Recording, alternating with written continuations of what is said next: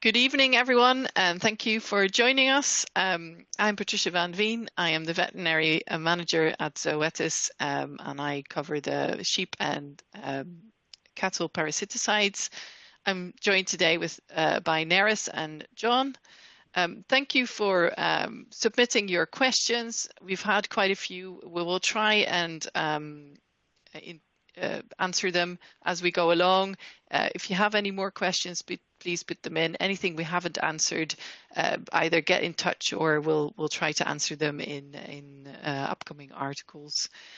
So we'll be talking about anthelmintic resistance in the sheep industry and discussing this with our experts. So without further ado, Neris, would you like to introduce yourself? Yes, thank you, Patricia. Thank you for the invitation. Welcome, everybody. My name's Neris Wright. I'm an independent sheep consultant.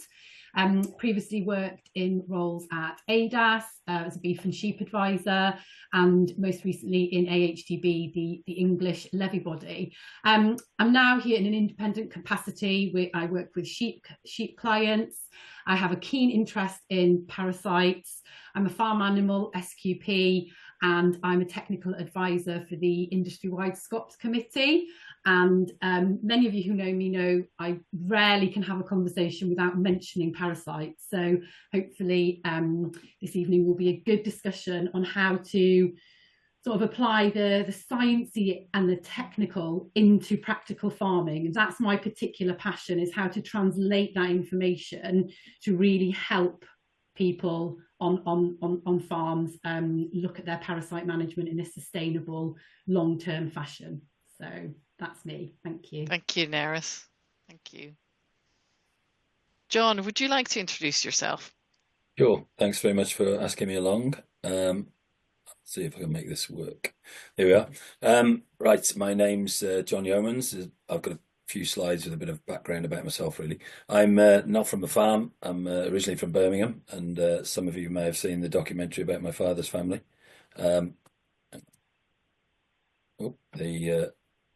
It's not working.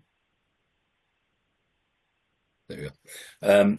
My wife, Sarah, is originally from London, and she had a lot posher house than the one I was brought up in. We've got 3 sons. 2 of them are currently working in Australia, Tom and Jack, and Joe, the youngest, is here at home and does a bit of off-farm stuff as well. They're all involved in the farm, and they're mostly quite tall, so that was them and their various girlfriends in order of height. The tallest one's about 6'7", I think. We ran about 75 performance recorded suckler cows. We've got crossbreds, Limousins, British Blue Crosses, and a few Canadian Speckled Park.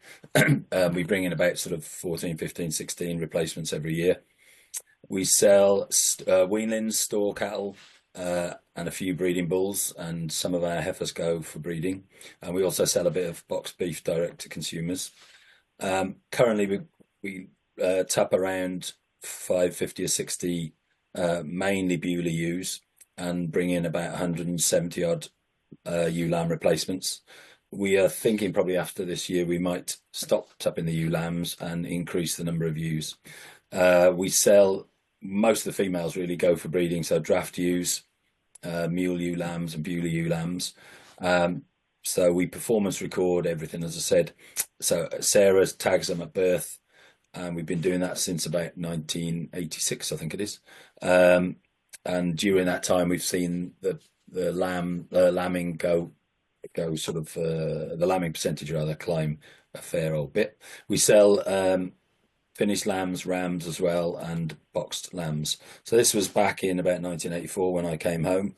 We were running about 23 cows, of which about 12 were barren, had about 200 ewes lambing about 90%, and things weren't looking great, really. I think our peak with the bank, we're very heavily borrowed, but we peaked at 22.5%, which was quite a strain. So that's the same view which we were aiming at. The ewes come inside for lambing. We bring them off the hill about end of January, and then we part them out. We scan them, winter shear them, and then we part them out according to their body condition as well as what they're carrying, and then try and feed them accordingly. So the the fattest twins would probably be having less feed than the thinnest singles. We started doing back fat and muscle scanning in 1996, I think it was, as part of the Bulis reference scheme, and we've seen the lamb the scanning, I suppose, has gone. I think we peaked about 184, but it's usually sort of high 160s to sort of low 170s, and I'd like to see it sort of consistently about 175 really. And the lambs, I think the first year I was home, we only fattened about 0.6, and we fatten all the male lambs that aren't kept for to sell as rams, and we aim at sort of minimum of 42 live weight, and we're aiming at, as they get older and various bits of them grow more than the carcass, we move that up to about 45 or 6. So we're aiming for that 21, 22 kilo carcass. So with the recording we do through Zoetis and through I think it's through Farming Connect now, through the ram scheme, so we monitor their weights. So we'll be weighing them now as they go up to the hill, and then we do further weighings, and that's all logged into a computer, which is considerably cleverer than anything I can understand. And then we try to pick the higher performing sheep to breed pure, to kind of raise the bottom end really. So that was that ram lamb that was in the highlighted there in the picture. And this is a kind of carcass. These are Beulah cross carcasses that we're trying to produce. We've done a lot with Zoetis for many, many years. We were a monitor farm in 1999, I think it was. And so I've worked with Zoetis really since then, under various titles that they've been called, Fort Dodge and Pfizer and what have you. And we got involved with this parasite watch when they started that. So my wife Sarah takes loads of worm samples every couple of weeks and send them off. It's quite useful. Hopefully it's quite useful for other people really, but particularly with the nematodirus, it's a really useful tool, which a lot of these things, fluke, nematodirus and what have you, used to be a seasonal thing, and now they seem to pop up all over the place really, and you're not sure when they're going to happen. We started worming on weight gain, I think, in 2014, and we had a little bit of involvement with these boys, Nick and Jack Cotter, who've come up with this Cotter crate. So we use this now, and then we can weigh the lambs every time they go through, do various jobs to them, monitor them what their growth rate is, and then hopefully save on wormer and underperforming lambs we'd worm, and the ones that are doing okay we would worm less often really. And we started refugia drenching like maybe 15-20 years ago, I suppose. So before we were doing weighing, and particularly with the ewes, we'd only worm the leaner ones really, the ones that we thought needed help. And in the same vein really, sort of doing soil testing from the early days of when I came home. And I'm really lucky that our vets and mates and various advisors and former lecturers and stuff are always on hand to try and keep me on the right track. We started rotational grazing in about 2014, and spent a lot of time putting in better water supplies and stuff all over the place. We're spread over about three main blocks really, and we started at 68 acres. We've now got about 274, I think it is, which is really in the hands of HSBC. And we quite like this rotational grazing. And the piece that you can see in the middle there, I don't know if you can see my pointer, middle on the right hand side of your screen, was in classed here in an environment scheme, so no inputs, which we thought was dreadful. And we've measured the carbon on these pieces and on neighbouring unreclaimed hill, and the best carbon storage came from the unreclaimed native grasses, which wasn't a big surprise, but had very little economic value because it's so low grazing. And the next best were these high yielding plots, which we'd got yielding up to almost 13 tonne of dry matter. And the worst, a long way behind, was the piece that was in this glass tier environment scheme under Welsh Government prescription. So as you can see, we graze it pretty heavily and then try and move them about every 3 days on a 28-day rotation if we can, depending on the weather. And this is up on the hill there, just around 1,400 feet or just over 1,400 feet. Some Timothy that we've imported from Finland and planted. It's very, very wet hill, so it's a constant battle really. And also we're very keen to promote productive farming, going hand in hand with environmental works really, and over the time we've been here, we've done a lot of tree planting and stuff, and these are some lapwing chicks that were on the hill just around the time when we were doing the reseeding, and this is a bit of the woodland on the place, which dates back about 3,000 years, and we put in around 40,000 tree and hedge plants since we've been here. So that's a bit of a background for us. Thanks. That's great, John. That was really, really nice to see. You've been at it for a while. You've seen things come and going. Just refugia drenching that you mentioned. That we'll touch on that later, won't we? The basis of that is basically keeping some animals untreated within the flock. Yeah. So that there's non-resistant worms to. Yeah. But for the resistant worms to mate with, I suppose. Yeah. Yes. Okay. So thanks for the introduction. We'll just have a look at what is anthelmintic resistance, and for that, I think Neris, you'll be best suited. So I'll share some of the slides that you have put together. Yeah, and I think we've been talking about anthelmintic resistance, and I think it can come that people become quite bored of the term or not really sort of putting any meaning to it. You know, when you oversay things like quarantine, it becomes a dirty word. And I think that the only thing to sort of I'd like to say about taking this home, the message I would like people to take home is that what anthelmintic resistance really means is that the wormer you have used isn't working at an effective rate. Now, that rate will depend on whether you've done a lab-based test or an at-home test, but effectively anything less than 90% effective would suggest that the efficacy of that product is starting to decline. And the reason I've put this Scots generated image of green, amber and red is to just try and highlight the fact that when you're in the green, so 90, 95, if you're testing at home, maybe down to 90, this is where the treatment is almost entirely effective, killing more than 90 to 95% of the worms, and you will have optimum performance there. When there'll be no clinical signs that there's any issue. When we get into the amber, which is between sort of 5 and 50%, we're on what we call a sliding scale. So we are seeing a growing number of worms survive a treatment, but there will be only very subtle reduced performance. You won't be seeing dying lambs from post-treatment, but you will be on that scale. And I quite often say to some of my clients, you're in the amber, you need to stay there and keep out of the red. So anything less than green is effectively resistance or a reduction in efficacy, however you want to word it. But what it effectively means is that the products aren't working as well as they can do or have done. And what I really dislike is when I sort of hear people saying, oh, I've got triple resistance and really worry about it. You could have triple resistance if you've got 3 products less than 90%, but they'll all be in this amber area. And so they'll all be working visually. You know, we'd have to go looking for the problem. My dad's a beef and sheep farmer, and he quite often says, Neris, I've got enough problems. Why would I go looking for any more? But the point of it really is that we stay in the amber, because then we have so many more options that we can do, which we will come on to later on with John.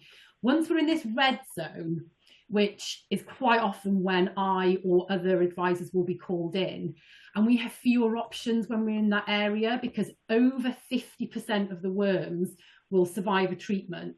I mean, I've actually seen certain counts go up between an efficacy test. And a vet said to me the other day, what's the worst result you've had? And I said, when it's gone up, not down by any imagination. So we have more resistant worms than we do susceptible ones within that population, and breeding that out is almost impossible because you've got more than half in that population. But when we say triple resistance, it might be that they're all here, but we just need to stay there, keep out of that slope, and definitely keep out of the red. So hopefully that's just explaining that having a reduction in efficacy is not a disaster. It's not about saying you can never use those products again. It's just about finding out where you are on your farm and staying there. So that's how I would explain anthelmintic resistance. Thank you, Neris. And then there's a little bit of a nuance as well, and then some people might know there is different products you can use at different times of the year because your resistance is not the same for each worm that you have. So if you've got a resistance profile for your farm, you've done it once, that might not necessarily mean that those products will not be effective at other times of the year. And we've got this Morden graph just to highlight, and John has already mentioned one of those worms on there. And Neris, I don't know if you want to just discuss this slide. Yeah, absolutely. And I think John sort of alluded to it in his introduction as well, that the parasites are changing with the weather and with climate change. But as a general rule, this is what historically has been the pattern. But almost don't, expect the unexpected as well. That would be my only caveat with that, is that not all parasites are fitting the same calendar as previously. But you'll see sort of generally, you've seen nematodirus earlier in the spring, but you'll see a slight incline there in the autumn.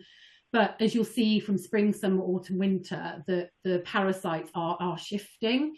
And so if you do your testing based on early spring or early summer, you'll get an idea of how effective the products are during that time of year. But it might be that you repeat it again in the autumn and the profile has completely shifted. And I've worked with farms where that is the case. And so what we do there is we decide, right, so for example, your group 2 is more effective in the autumn, so we'll use it more then and we'll use the others earlier in the season, and vice versa. It will vary on by farm. So it's a case of look once, maybe look twice, and then just see how they work on the farm. And I think you've got this as an example where you've sort of highlighted that. Yeah, so this is somebody I've worked with. We did the first test and their initial reaction was complete panic. And we've got triple resistance, what we're going to do, we have to stop sheep farming. I'm very much every cloud has a silver lining person. It's not for everybody, but I like to see the positive. And I've said, right, here, we just need to work out when we use what product. The group 1 BZ, as you see there, it didn't go up, but it wasn't very effective, but was still effective for nematodirus. So we kept that as the nematodirus treatment if and when we needed it in that year. The other 2 groups were in the amber. I think they were quite surprised they were in the amber. But again, I said, we're not in a position where it's not working. And I think that's why they were so surprised, because it still appeared to be working. But as I've explained with the difference in percentages, that's why, because it's only subclinical. But if you move on to the next image, we repeated it in the autumn and you'll see a huge difference there. So the group 2 in particular was still in the green, whereas it was much lower down in the spring, summer. And therefore on this farm, we tend to leave the group 2 levamisole until later in the year. And it seems to be, and it's more effective there. And again, we know that the group 1 isn't as effective on the strong guiles and the other parasites, but it works completely for nematodirus. And so this has really helped the farmer target the products and almost improve performance, even though on the face of it, he felt this is a disaster. So that's the other thing I'd like people to take away from today, is looking and getting the result, then talk through the result. And I think, John, your example will be a good example, I think, of this, of what to do next. Because I think the first step is always doing the tests and finding the information. But the next step is interpreting it and having someone you can talk to about what does this mean for me on my farm. Do you want to jump in here, John? Because yeah, sure. Well, I'd echo everything that Neris said. Really, we did a fecal egg count reduction test several years ago, and came back what I initially thought was disastrous. It was on a particular scheme, and then we missed the phone call from the consultant involved, and then we were sort of dumped with this thing that said it's all bad, really. And spoke to our vet and several other people that we're pals with, and sort of get it into sort of context rather than going into a massive panic. Because I thought, and what I couldn't get my head around was that although I think our problem as well was that we'd started off with not very high worm counts, and I think from what I'm no statistician at all, But from what I can gather, the lower the worm counts, the less if accurate perhaps the picture is. So we'd got lambs that were doing, which is unusual for us, I hasten to add, 500 grams per day, but being told that they'd got massive worm resistance problems and it was all a disaster. So speaking to somebody like Neris kind of helps you kind of calm back down again and get things in context. And I think doing things like the worming on weight gain, that I wouldn't want to discourage anybody from fecal egg counting at all, because these tools are really important. But it's having the kind of background and somebody to hold your hand through it is really important. And I wasn't aware and wasn't told by the consultant involved about this change in different times of year. Different drugs are more effective, and so when our vet said just hold fire a bit, that reassured me. And we had a similar thing with Fluke quite a few years ago, where we could see some heifers that we got in the autumn weren't doing. So we did individual tests on them, found we got, I think, 20% resistance to triclobendazole. Spoke to the one of the folks from that we did loads with from Zoetis, and he said, just calm down, you've got 80% efficacy. And somebody in Morden, who's very hot on this Fluke stuff, Phil Skewis, he said, just there's lots of people to be really pleased to have 80% efficacy. So, it's I think as farmers we're terrible for not talking about stuff, and then you think you're the only one where it's all going pear-shaped. And getting it in context and talking to other farmers and not feeling that's it, we're finished, is pretty important, really.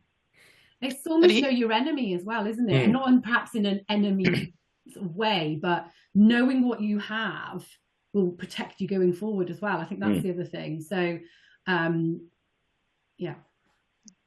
And I think it's we should probably make it clear that there's different ways to measure whether there's anthelmintic resistance. We've got the drench check, the worm and treatment sort of check that we are talking about more and more now. It's sort of a broad view about whether or not product may or may not be effective on your farm, but it also looks at other things that may affect the outcome of that fecal egg count. It's all about groups. You may need to make sure that the fecal samples that you take are from animals that were actually treated. If you're not treating some of them and then they become part of your sample post treatment, that could put them up. So there's some pitfalls, and I think that's where we really need to not panic when we see the sample, but really look at, well, how did we do it? Did we do it all correct? And if we did do it correct, what are the next steps? And having that information is better than putting a report to the side and thinking, oh, I can't deal with this at this stage. Patricia, it's probably just worth mentioning that the worm treatment check is England specific, and obviously anyone listening from Wales or Scotland or anywhere else, there's other devolved projects, isn't there, looking at wormer efficacy, but that's the DEFRA pathway, the wormer treatment check. Yeah. And then one of the questions that we had was, John, you were talking about gathering and weighing your animals. So, that's obviously, it's quite labor intense. You've shown all these different ways that you weigh them and then treat them according to weight. So the question that we had here is, I always weigh the heaviest animal that I feel and then just do them that way. Between Neris and John, is that still the right way to do it? How can you refine that, and how can you make it easier to weigh and gather animals, or gather and weigh animals? You're going to go first, Neris. Yeah, that's fine. Yeah, the advice is the advice still stands. Weigh, treat to the heaviest lamb in the group. The reason for that is that we reduce the number that are underdosed. And the reason for that is because if you so you've got, getting a bit technical here, but each worm will have 2 alleles. And if you've got 2 red, that means they're entirely susceptible. If you've got 2 green, they're entirely susceptible. Did I say susceptible twice then? Yes. Yeah, red is resistant. Yeah, I suppose you wanted to highlight resistant. Yeah. So 2 red means they're entirely resistant. 2 green means they're entirely susceptible. But you can have some that are red and green. And if you underdose, the red and the green will survive. So that is why we say dose to the appropriate weight. It's not just because we like to say that. And so dose to the heaviest would avoid underdosing. But if you have a big range within the group, what I would tend to say is, well, try and split them into 2 groups if you can. So if you've got a massive range, split them into 2, and then you can do heaviest within those 2 groups. What John is doing is another level up on that, in terms of doing it on an individual lamb's performance based on daily live weight gain. So I think in the last 10, 15 years, we have so many more options out there, but for some, it is still, dose to the heaviest, and perhaps weigh them to make sure that we have got that heaviest right, because even the most experienced stockman, we can be a few kilos out on how heavy we think those lambs are as well. And worth probably checking your the dose that the gun is giving. And I think we've had some of those tube things from Zoetis, which they very kindly gave us, which I'm sure they could do to other customers. So you can just check that your gun is actually doing the right thing. And I'm not suggesting that everybody should weigh every single lamb all the time, but we're mostly doing it when we're doing other things. So as we're taking the sheep up to the hill in the next week or 2 or 3, we'd give them a Eptobac P dose and stuff like that, and we'll be giving them some trace elements injections, so they're in anyway. And the system we've got, is quite handy, that you blip the electronic tag, it remembers it, and then the next time they come through, it weighs it automatically. And I'm not a technical person at all, so you should only be doing things that you find okay and easy to do. Otherwise, you won't do them at all, and you'll give up on it. But it is, we've found it quite helpful. It's not perfect in all situations. If you've got an emitted iris, in my opinion, which might be wrong, you need to do the lot. So that's obviously, you can't worm on weight gain then. But again, they're going through the system, and you can have a look at how they're doing. And our opinion, rightly or wrongly, is if they're not lame, they don't look ill, but they haven't grown. We've set our threshold at about 200 grams a day, which isn't high by some people's standards, I guess. But if they're below, if we feel anyway, if they fall below that, they don't look ill and they're not lame, there's a fair chance that's a worm issue. So not doing the ones above that hopefully prolongs that resistance bit, but also saves a few quid on wormer, and hopefully we're kind of targeting the right things. But as you were saying, if you're then fecal egg counting and not knowing which ones you're taking it from, if you're getting 20 samples out of several hundred, and you picked one that wasn't drenched before, you might think you've got more of a problem than you've got. So be aware of all of those things, I guess. Yeah. I think the messaging with worm control is we're moving away from what was very simple, worm every 3 weeks. And the new message is really complicated, farm specific, depends on the weather. And, it's a really difficult message, isn't it? So, you could say you could leave a percentage untreated, but that doesn't apply for nematodirus, and it doesn't apply if you're treating for scab. And then you say, and remember, if you do, you can't do the same efficacy testing. It's such a difficult, complicated message. And it's some people's full-time job. Like, it's my full-time job, and we expect people to read an article and be able to apply it. And this is where working together, I think, is really important as a team, between the vet, the SQP, the advisor, the farmer, and you can draw in feed consultants and anyone. I think your neighbours as well, really, because where we had a big problem with nematodirus, I don't know, 5, 6, 7 years ago. And I'd made that fatal mistake of saying to our tribe how well I thought the lambs were looking just before we weaned them. And the weather changed, like Neris was saying. I think it had been really, really dry, came wet, all these nematodirus hatched out, and we lost a lot of lambs. And it was devastating to my head as well as our pocket. And, it's just horrible, isn't it? And I remember we're pretty friendly with, and I was saying to him about it. And he's first language Welsh speaker, and he said, I can't think of the word in English. It's not glad. And I said, is it relieved? And he said, yeah. And he'd been round, picked up 6 dead lambs that morning, thought he was the only person that was having problems. And I think we need to talk about things that are going a bit wrong, partly to put them right, and partly so that you don't feel you're the only one where things look like they're going down the pan. Absolutely. And it's a lot of time, it's not because we've done something wrong, it's that the parasites are changing as well. That's the other thing. you know, anthelmintic resistance has been around, we've been talking about it for years, but I think there's that added level of complexity now in that parasites are changing to the weather and the temperature. You know, we rarely have a proper winter. So things are, it's not a sign of bad farming to be having wormer resistance. And I want people to sort of get that out of their heads. It is not a sign of bad stockmanship to be having things like that, because things are changing. I think it's important, like when we got this result back, that sort of the way I read it was it's all gone wrong sort of thing. And I did panic, but then you talk to other people who sort of calm you back down again and look at ways around it. And I think that's really important. And sheep die all the time, but they've kind of varied the time of year when they die, haven't they, now, compared to a few years ago, which kind of catches us out, really. And it's just trying to be prepared. Now, I'm a firm believer that if we're in a very deficient area around here, and we stock quite heavily, which probably makes that more of an issue. And the hill ground is very peaty, and so I'm a firm believer of trying to keep the trace elements right. And I think that, I rightly or wrongly, I believe that it kind of helps their resistance and helps them cope with these changes a bit, really. Certainly, yeah. And particularly at weaning, I think we've started giving them cobalt and B12 injections just before weaning, and I think that seems to have helped them ride that storm where you look at them before wean, you think, oh, these are doing great, and then 2 weeks later they look shocking, you know. So I think those sorts of things, for us anyway, seem to be quite helpful.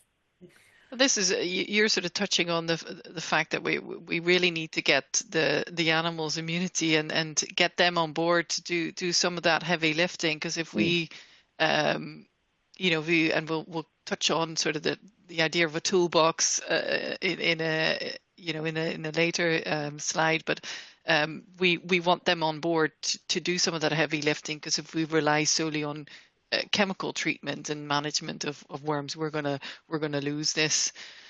So we've seen, our discussion has sort of touched on anthelmintic resistance, and it sometimes feels like a doom and gloom, but we have to say that if we want to stay where we are, we need to make sure that we use the products that are in group 1, 2, and 3, you know, correctly, and not underdose them, and try to do you know, dosing for weight gain. Try and monitor to see the timings through fecal egg counting, and be aware that some groups may work on some times of the year and not on others. But we have the group 4 and group 5 wormers as well. And I think when we move on to where their place is, that they expand our worming groups that we have in the sheep industry, which we do not have in the cattle industry, or you know, even the equine industry doesn't have these additional groups just for their use. We've got these group 4, group 5 wormers. So where do they sit in then, and what do they do? So again, Neris, if you want to just talk about what group 4 and group 5 wormers maybe are, and where we use them, then I can talk about STARTECT specific in a wee second. But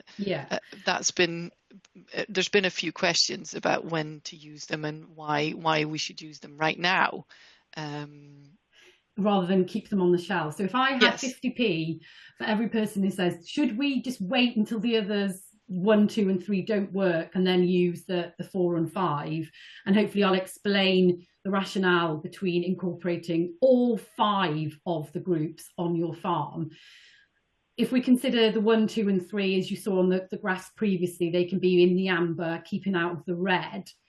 The point of using the actives 4 and 5, we can't use the word new anymore, because they have both been around, would you believe it, for over a decade, and we're still wanting to refer to them as newer, novel. The way it works in many ways, but one of the benefits of the group 4 and 5, such as STARTECT, is that they can prolong the efficacy of the other 3. So we can be knocking out these red alleles from the 1, 2, and 3, and stopping them from breeding, but also from their larvae being picked up the next year. So the point of the 4 and 5 is to keep the 1, 2, and 3 in the amber, preferably in the green, but as many of us already in the amber, stay in the amber. And so if we keep the 4 and 5 until the other 3 are all in the red, or as I mentioned earlier, counts are going up between testing, we're only then left with 2 actives, and the selection pressure on those 2 will be huge, and we will build that resistance up much quicker. So diluting the impact of all of those actives between 5 actives just prolongs the lifetime of all of them.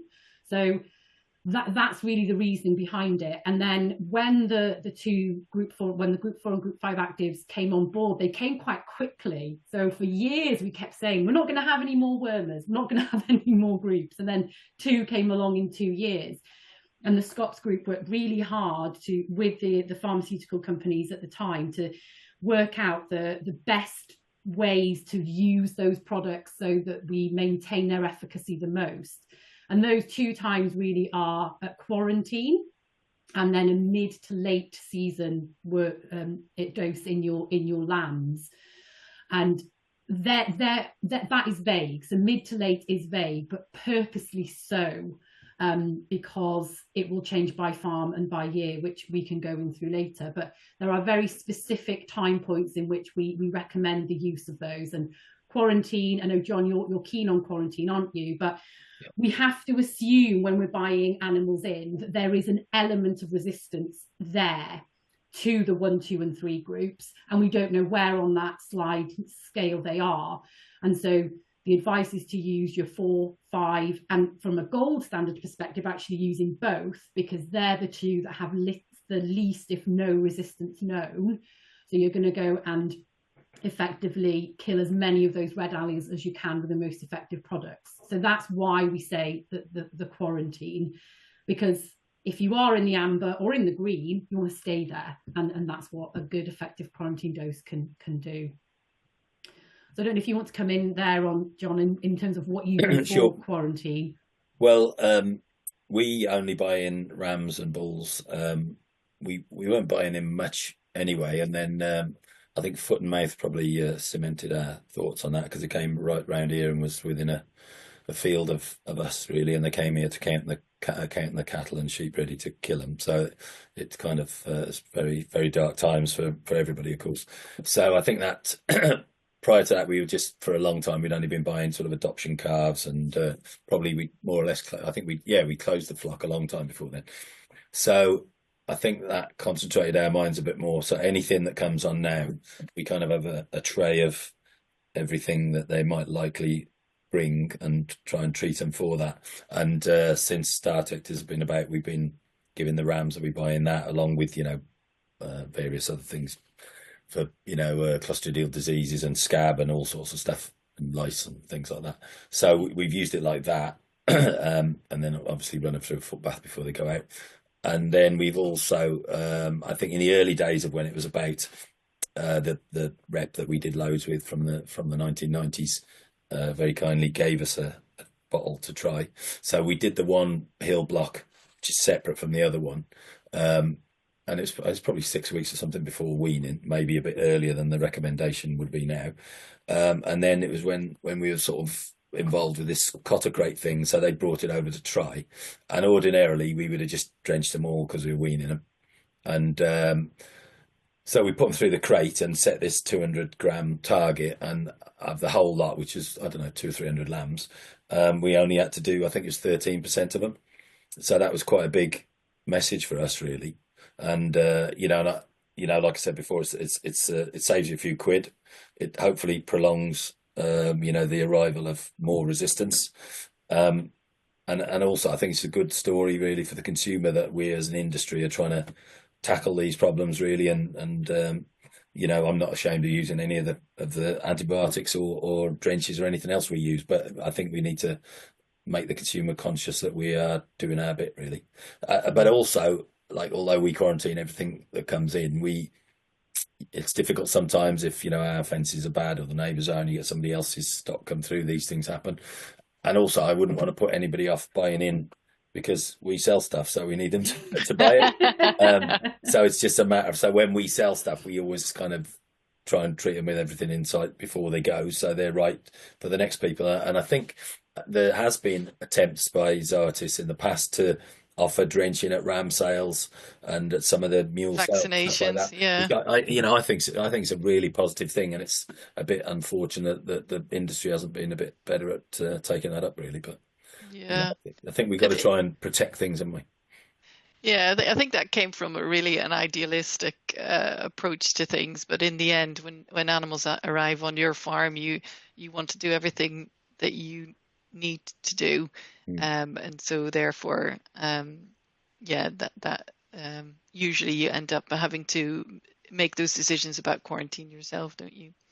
And it's difficult, I think, with the timing of a lot of the ram sales in particular, and some of the Yes, new sales, that they're often quite close to when you want to turn those rams, to work. and so we've had it sometimes where it's been sort of a matter of days before we try and leave it 3 weeks, but that's not always practical. But we still take all those precautions and try and keep them in for a day or two if we can, so that all the if there is resistant worms or if there's a foot issue or something, that'll come to light. But I think it's astounding that people will pay several hundred or thousands of pounds for a ram and not spend a quid or two trying to protect it when it comes on the place, or actually protecting the rest of your flock, really. Yes, and But, it works both ways, isn't yeah, it? it does. And it's like you say, if you with quarantine, and Neris, we spoke about this as well. Sometimes quarantine feels like this big, overwhelming thing because of the word of it. But we all have to start somewhere. And if quarantine, if the only thing means that they get their treatments and their preventative vaccinations and everything to protect them and to protect your flock, and their time is 2-3 days, that would show up quite a lot of important diseases.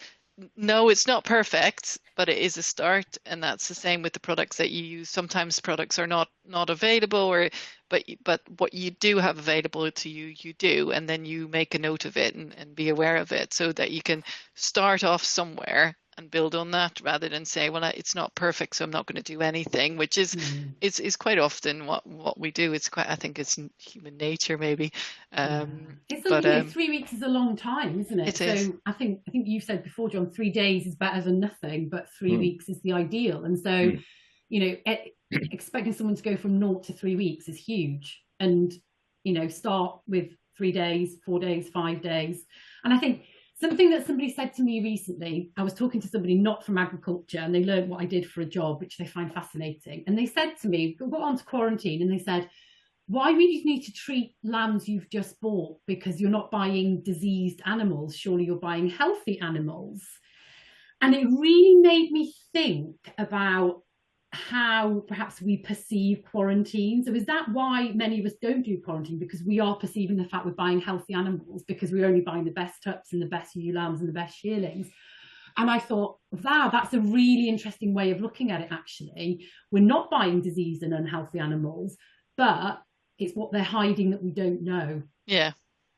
It's, it's how when kids go to school the Trojan in September. horse. Yeah. They all look well, don't they, when they go to school in September, but second week of September, they're all ill. They've all got something because they've all mixed. And I think as well, I remember somebody showing me this kind of really, really complex chart that a bunch of people had come up with. I think it was within the sheep industry, it was, of everything you should do, whatever you're buying in, then you test them, then you wait so many days, and then you test them again and stuff like that. And whilst that might be the gold standard, to get a thickhead like me to do something, you better just to say, like, cover them for everything. That's my opinion anyway, and try and stop anything leaving your shed that you put them in for a few days or whatever, or that field that's double fenced or something. Rather than the more complex that people try to make it to be the perfect scenario, the less likely it is for ordinary people like me to do it, I think, really. Well, I wouldn't put yourself down in that respect, John, because I think in the face of lack of clarity, most people will revert back to doing nothing new. I read a book called How to Change When Change is Hard, and it's called Switch, but it really makes you think, actually, this is why we're not doing things as a human race. The way our brains work, if something is overcomplicated, then the easy thing to do is revert back to what we do know. So I think it's a big, complicated topic with many avenues, and things will come and get us that we're not expecting. So for people listening as well who are thinking, I can't do all of that, well, just do one of it then. Just do one of the steps. You don't have to go to buying a cotter crate and weighing everything to 200 grams. That's where you can get to, but it might take you 4 or 5 years to get there.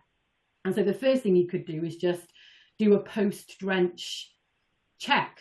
You know, you worm them and just see, are there any worms left? If they're all 0, well, the first question is, was there any to begin with? But you then start thinking, oh, okay, I'm getting quite interested in this, because there's not many people that I've come across that don't start doing fecal egg counts, that when they get the feedback and they get action off the back of them, they want to know more. They're like, well, if I did a test before, what would that tell me? And then very quickly, you know, you get the poo bug, as it were. You want to sample the poo a lot more. I think we're getting an insight into your world, Neris. I think it's like with the performance recording. I remember when I was in college, and one of the chaps there that I still see about from time to time, when the lecturers were saying, you know, don't record anything that's not useful. And I remember lads saying to me, I'm making a note of every used scanning record. And I said, why? What are you going to do? Oh, well, I thought I would do. And if you're not careful, all of these things become a massive chore, and you stop doing them really. And you can kind of have everybody throwing ideas at you what you should do, and if you're not careful, you end up, like you say, you end up doing nothing at all, because it just seems a bit too much really.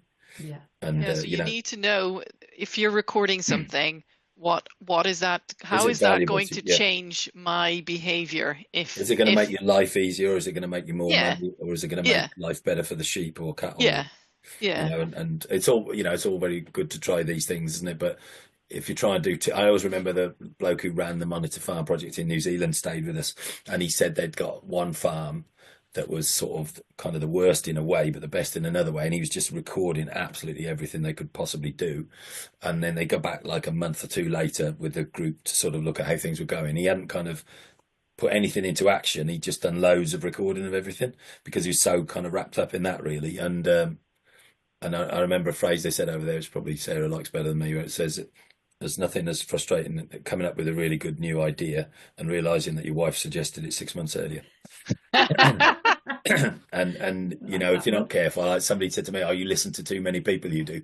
And you can kind of be, your head just frazzles, doesn't it, with trying loads of different things. So you've got to and then you go back to what Neris said, too much. Yeah, I don't know, that suggests that way. Yeah, actually, I don't know where to go. I'll just stay this path, and I'll never try those things. Yeah. Right, just for the interest of time, I will run through what STARTECT is, and then we can maybe look at some more of the questions about when to use it, and I see some have come in there. So I'm just using these slides because they are making it a bit easier for me to explain. So basically, when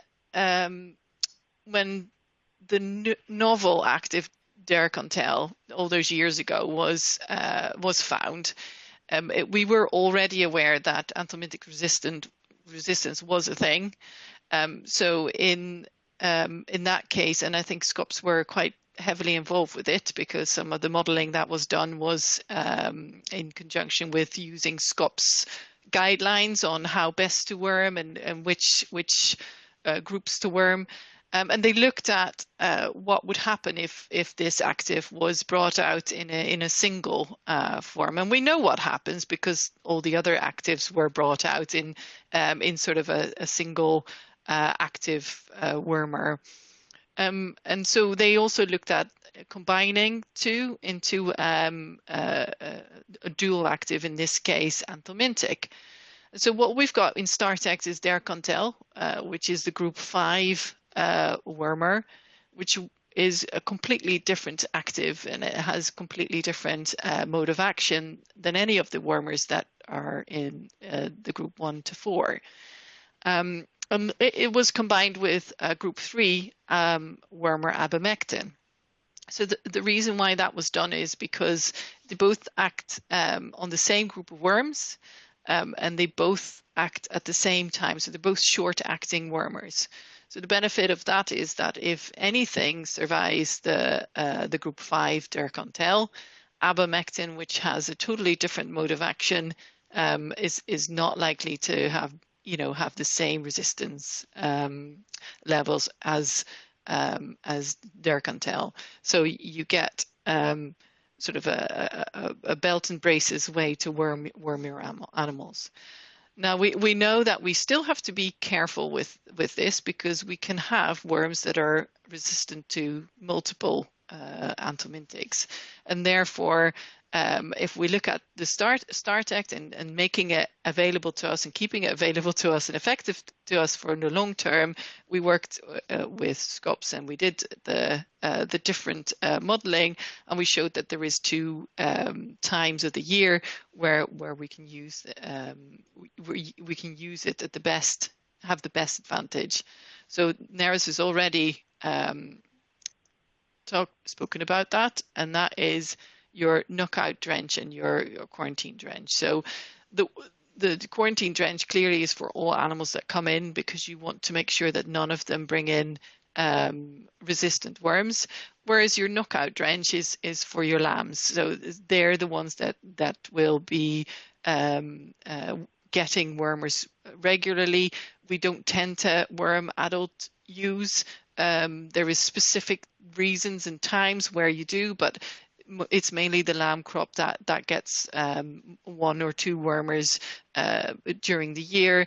Again, we're trying to reduce that number of worms to try and reduce the number of wormers that we get into those lambs every year. So the knockout drench is for drenches for lambs, and then it substitutes one of your drenches in the mid to late season. And the idea is that, and I think that's the next slide. Yeah.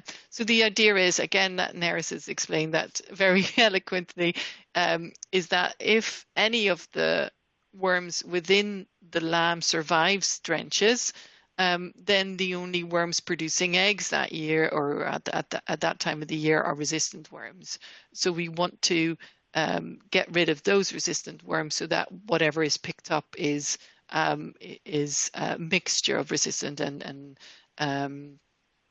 non-resistant worms and susceptible worms. So what we're not saying is that we can stop anthelmintic resistance altogether. What we're not saying is we can reverse anthelmintic resistance. What we're saying is, by using the group 4 and group 5 like STARTECT, we're really basically trying to slow down the development by putting a dead stop in, a knockout in, and doing all these other things. So that's a sort of a quick whistle stop for the product itself. Again, if you would like some more information, just if you want to get in touch.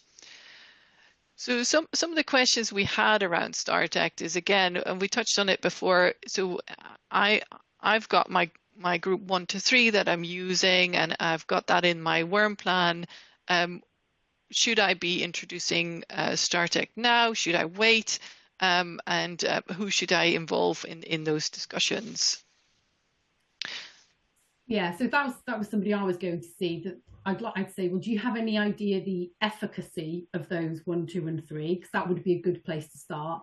But almost regardless of those figures, I would say incorporating a group 4 or a 5 will be something that I would highly recommend, because it will prolong the efficacy of those 3. To go to a farm and find over 90% kill for all 1, 2, and 3 groups is almost non-existent. So the group 4 and 5 will prolong the life of those 3. And there is that question of added cost. And I think one of the sayings is, well, your most expensive wormer is your wormer that doesn't work. And I think that sort of hits it home as well, that, yeah, actually, that's a good point.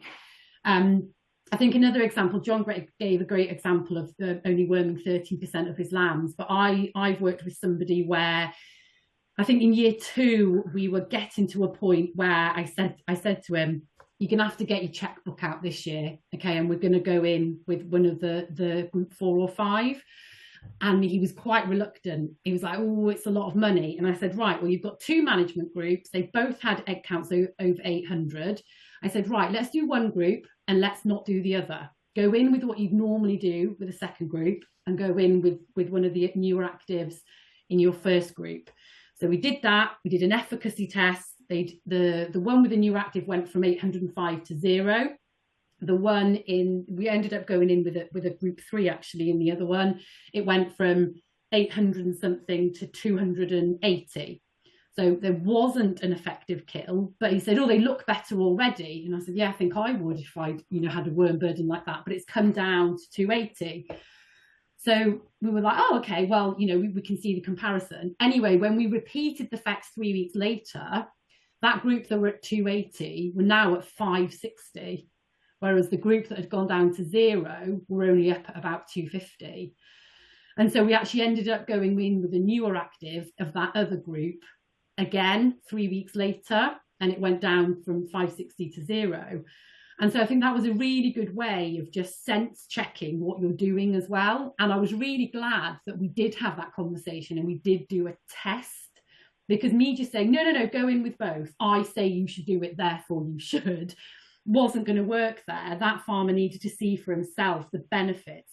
So not only did they go from a high egg count down, we actually missed another wormer later on in the season with that group that we treated sooner. So I think we need to think of the costs outside of the immediate cost of the wormer, because it's the labour as well. If you're having to bring labour in to do your worming, cost your time. We're terrible as farmers for not costing our time because we don't pay ourselves an hourly rate, but you cost those 2 lots of worming days, plus the loss of potential productions. You're bringing them in, you're holding them for a few hours, treating them, then letting them go. You're doing that every 3 weeks. There's those additional costs that we won't calculate in it as well. So I think we need to see beyond the headline cost of some of wormers, if that's of any help to anyone. Yeah, that's good. That was one of the questions as well. There is that. That was it. I managed to answer yeah. So that's good. So yeah, John. I think with the price of lamb as well, that loss of performance mounts up to quite a lot of money, doesn't it? Really, yeah. And whilst as a farmer, I want to see everything that we buy as cheap as possible. You kind of, what you want is good value, isn't it? And I think we have heard people talk about, how the lambs look after treatment, and I suppose that's what you were saying. You wean them, they always get a hit. If you worm them, you need to obviously look at your meat withhold and your looking at when you're wanting to sell those lambs. If you then don't have to treat them again, and it may be necessary to treat them again. We talked about that as well, depending on the time of the year, the type of weather we're getting. It may be that 3, 4, 5 weeks later, actually you've done your knockout drench, you do need to. So it's not like, oh, we do that and that's it. You will continue to do your drench checks, and you will continue to do your monitoring of your animals. But if you can finish them quicker, you can get them off, then it's the inhibiting factor might be the price in the market at the time where you might decide to delay selling them. Yeah. Patricia, is it worth mentioning, perhaps putting that slide back up and explaining when we talk about knockout drench from mid to late, why we say to do it mid to late rather than early on? Because I have had that one question where it's like, well, why don't we go in beginning of the season, knock the worms out in the beginning of the season, and then do it first rather than do it towards the middle or the end? So if you just share that STARTECT image again, I can explain. Is that the circular one? The ones with the different yeah. Yeah, that one. Yeah, that one. The sheep on it. Yeah, the sheep on it. Yeah. Mm-hmm. And we had a question as well about availability of STARTECT, and I can tell you that it is available, and it has been used last year effectively on farms, and it will be available this year as well. So just need to speak to your animal health, advisor or prescriber. If you want to discuss using this or any other wormer for your farm. Yeah, we've never had any problem getting it really, even when it was sort of put around as if it was difficult to get hold of, and we were pushed in the direction of another product. But there's some very helpful people at our vets, and they managed to get it within like a day or 2 days or something. So yeah. And it's POM VPS now, isn't it? So it can be bought through your merchant as well. Obviously, you still should have the same conversations about why you want it and what it's for, because there's rules about prescribing as SQPs, but it is a product you can get through SQPs, whereas when it first was launched, they were both vet only. So I think that might just be worth mentioning. But when I was asked the question about why don't you go in here, for example, with this first sheep here, go in first with your most effective product. But the two reasons really is if you're going in with your say for example a group 1 to begin with, group 2 or 3, you've got a small build-up of resistance in the second lamb, and then you go in and you've sort of got more of a build-up. You're going to go in and you're going to remove those alleles from a number of groups of wormers. But the other reason for it as well is as we get into the mid and the late season, what's expelled out as eggs and then turn into larvae, there's less of those to overwinter as well. And so the first infection, going all the way back up to that top view there, in the next season is likely to have less of those resistant alleles as well. So there's two reasons. I can see the thought process of, well, let's go in with our best product first. But actually, we've got the whole season to go, and the seasons don't end in September anymore, do they? As you've seen, Patricia, with your Parawatch data, I see with my clients as well, seen high egg counts in October, November, even December. Yeah. And so, you know, it's making sure that we have the products later on in the season and that what doesn't overwinter. So hopefully that gives people just some rationale. There's always a why. There's always a why we recommend something, and I like to know why, because then if I can understand something a bit more, then I can understand when or why I'd use that product. So that just gives a bit of an explanation if that's useful. And I think there's some useful things on the SCOPS website for with regards to anthelmintic resistance, and I think Morden have a couple of videos as well. So there is websites that are available. And can I do a shameless plug for the SCOPS podcast as well? Yes. Well, I've done it now. So yeah. Anyone who's keen on podcasts, the SCOPS have a series on wherever you get your podcasts from. So whether it's Spotify or your Google, then we've got 9 episodes already there on a range of topics. One is the group 5 incorporation. Another one is about multiple anthelmintic resistance. So the topics we've touched on today, but yeah, feel free to go and listen to those as well as a further resource. That's good. So I think we've sort of covered it all. I think we've got most of the questions answered that I've seen. I think there's one more about organic farming and the use of STARTECT. I'm not quite familiar enough with organic farming. I don't know, Neris, if you... So as I understand it, it will depend on your certification body. Now, this really is making my memory go back. So check, but the certification bodies more often than not want a justification or a reason for any treatment. And with animal welfare, you know, with crops, it's very much you can't use the product. But when it comes to animal welfare, there are caveats. So it might be that you can speak with your vet and just say, well, I've got a fecal egg count here that shows I've got a high worm burden. I've already done A, B, and C. It might be you can apply for a derogation to say, this is why I need to apply this product. But I can't see STARTECT being any different to any other wormer, because it's not like it's unlicensed, it's available. So I think the caveats you need to consider being an organic farmer is proving that it needs to be used, and that would be appropriate across all groups. The other thing that some certification bodies might like you to do is double with the withdrawal.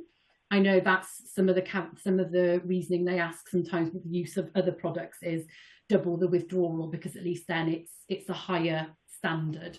But just check those with your vet or your certification body would be my question there, my answer there. Yeah, so it's very much you work with your advisor again, isn't it? Yeah. Yeah. And I think there is sometimes a little bit of confusion about antibiotic resistance and what is going on there with high priority antibiotics, and that is not the same discussion as we're having with anthelmintic resistance, where these products are only used in the sheep and cattle industry, or in this case in the sheep industry, and so these products are not they're not following the same track as antibiotic resistance. So it's not quite the same. So yes, John, did you want to share anything else? Anything? No. Think of anything offhand? Yes. There is a question there about mixed species. I wondered, Oh John, yes, because you say about you imported some Timothy varieties from, is it Finland? Oh yeah, I actually made a note of that and I forgot to say. Yeah, what benefits do you see from having different swards or different species? Well, I think there seems to be a bit of evidence around that these multi-species lays, things like particularly plantain, have got medicinal sort of qualities to them, and I think some of the government people see him as the saviour for everything. But so we've used a lot of multi-species lays, and we've used Timothy like for years, but there hasn't been much in the way of plant breeding of Timothy over here since I think the early 70s. So we've used UK Timothy, or UK sort of sourced Timothy, but we have also imported some from Finland, which has been sort of grown more or bred more recently, I suppose. But I think the problem we found with these multi-species lays is keeping these herbs like chicory and plantain going. We usually find by year 2, you've only got half the plants and stuff. But we have definitely found that if you drench in the lambs before putting them on a multi-species lay, and then we've sort of more or less not had to drench them again while they've been on it, for weeks and weeks, really. So that I think that's another, you were talking about sort of tools available, and that is another one. I would share your toolbox now, Neris, because that's one slide that we haven't just spoken about. We do a bit of work with Germinal, the seed company, and I know they are looking at trying to improve the longevity of some of these herbs and stuff. And that we feel there is definite benefits to them, but I think that the lay that's advised by Welsh Government, I was told by a seed company that several of those will probably be gone in the first 12 months, really. And I just have a little bit of a worry that it's kind of a fashion with some of the policy makers, that they're going to change the world, really. But I'm convinced that these having several different varieties is a good thing. Yeah. So I think, like you say, the medicinal, I've just written 3 notes, because I'd say there's 3 things, and I'll get to number 2 and I'll forget the third. But one is the long root with a lot of these different swards and species, is they've got a really deep root, and so they can get further down and get access to perhaps different trace elements. So there's that element. There's the nutritional element as well. So if we know they're being fed a really nutritious diet, that keeps their immunity up, which we've already talked about. But then the other one is sort of the texture of the stem. So some of these different crops, there's a really scientific term, furry. So they're not so soft at the bottom, and so the larvae can't travel as high up on some of the stems as well. So there are so many ways in which these additional lays can be beneficial.